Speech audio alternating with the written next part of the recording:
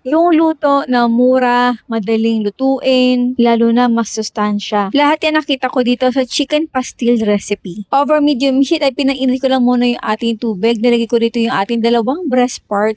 Nilagay ko ng asin, paminta, at sinimmer ko lang ito na may takip for 20 minutes. Hanguin natin at palamigin para mapadali yung ating pag-shred dito. At syempre kung gusto nyo mas mapadali pa yung trabaho, gumamit kayo ng meat shredder. Kung wala kayo nito, kahit gumamit kayo ng tinidor. Next, maglalagay tayo dito ng oil, painitin. 1 head of garlic ito, tustahin ng bahagya hanggang sa mag-light yellowish. Ilagay na natin dito yung ating onion, lutuin for a few minutes at isunod natin dito yung ating chicken. Mga pampalasa, paminta, asin, oyster sauce, soy sauce, Worcester sauce at vinegar. Ang ating enhancer, brown sugar. Nalagay din ako dito ng sesame oil at dark soy sauce para dito sa kulay. At nalagay din pala ako dito ng konti pinagpakuluan ng ating manok. So lutuin lang ito hanggang sa matusta ng konti. Ayoko kasi talaga ng pastil na oily. At syempre, hindi kompleto yung ating chicken pastil kapag ito ay hindi nabalot sa ating banana leaves. At kung naman ito ay inyong inenegosyo at kung wala kayong option ng banana leaves,